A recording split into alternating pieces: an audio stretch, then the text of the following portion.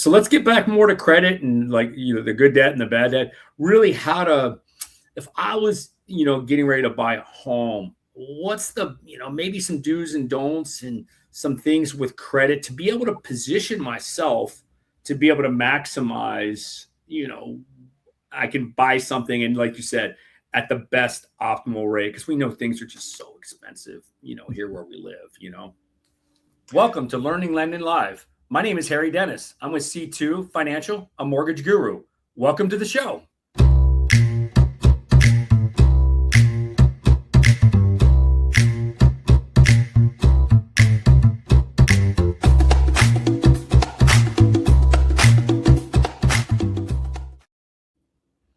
Welcome back.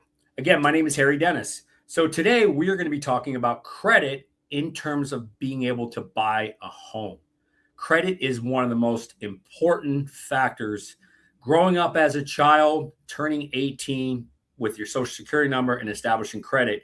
And we're going to talk about do's and don'ts. And we want to educate you out there to prospective buying a home and managing credit. Today I have Mike Officer. He is a credit expert. Welcome to the show, Mike. Thank you, Harry. Great to be here. You and I have worked together for years, so I appreciate you having me on. Credit card debt is a significant factor in people's credit profile and their related credit score. The higher debt that people are carrying on their unsecured credit cards, the lower their credit score and the lower their potential of getting approved for financing. It also really hurts their cash flow because a lot of their payments are going towards interest and very slowly paying down the principal on these balances. So unfortunately, many people are drowning in credit card debt. It is also a fact that credit card default is at an all-time high right now. People are defaulting on their credit card payments. They can't afford the payments. And it's a significant financial challenge for a lot of people. A typical example, I like to use live real-time examples, is when a client tells me, hey, my credit should be perfect. I make all my credit payments on time. What kind of borrower do you think sometimes that is? And they wonder why their credit is 650 to 660. I mean, on a positive note, if they have 100% positive payment history, that's great. That's a great foundation to build off of. But I describe your credit profile as a pie chart, and there are numerous slices of that pie. And the amount of debt that you're carrying, the number of accounts that you have, the average account age, the amount of available credit that you have, these are all components that make up a credit score. So just making your payments on time is only one slice of that pie. There's a lot of different areas that need to be focused on and optimized to really align your credit profile with what a lender wants to approve. We have someone that's maybe maxed out and they can't get more credit. Maybe we can establish a plan for them that's maybe over 6 or 12 months to pay down some debt to increase the score. What have you seen of that? And maybe taking good debt and bad debt and how that kind of all, puts together? Absolutely. I think this conversation starts with developing good financial habits. People need to start with managing their cash flow. They need to start having a plan to pay down their credit card debt faster. There's a number of different debt management strategies. You've probably heard of the snowball method, the avalanche method, but to simplify it, they just need to start putting more money towards their credit card payments and pay down those balances. They need to develop more disciplined spending habits so they're not using their credit cards.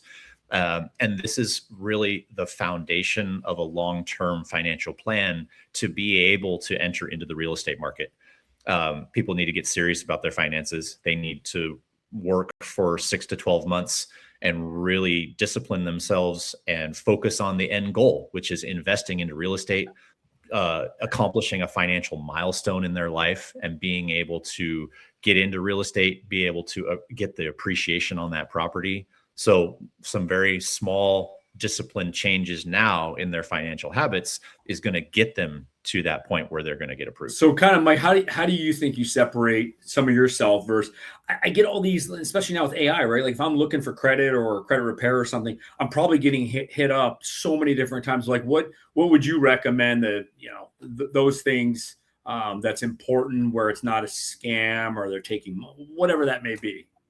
That's a really good point. I'm actually doing a series on social media right now on how to spot credit repair scams. So really the most important part is educating yourself on what you're going to see and how to tell what the red flags are. And I think the easiest way to spot it are the companies offering things that sound too good to be true. They'll offer complete credit sweeps in 30 days. The other word to look out for is guaranteed. By law, a credit repair company is not allowed to guarantee the removal of any item. So anybody who's guaranteeing that they can increase your score a certain amount, guaranteeing they can remove accounts in 30 days, this is all too good to be true deceptive tactics. And while yes, they actually might remove the accounts in 30 days, they're using illegal tactics to do it. And those accounts will come back on. They will come back on in the next 60 days. So essentially it's a scam. They're taking your money for a temporary removal. Those accounts will come back on. And the tough part for consumers is that these companies are not telling them how they're getting these results. They're just claiming that they can get these amazing results in short periods of time.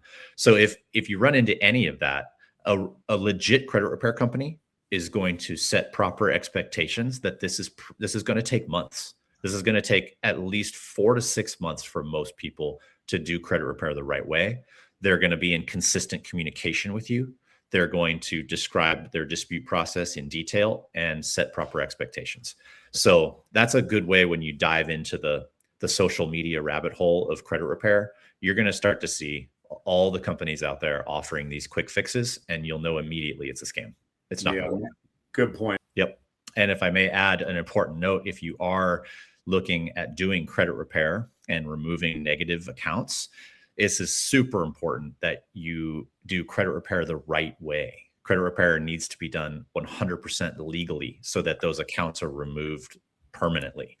Credit repair not done correctly can result in the accounts coming off temporarily and then coming back on. And this would be disastrous to happen in escrow on a property. So you have to make sure that you vet a credit repair company and that they are doing their disputing the correct way and legally under federal law. Wow.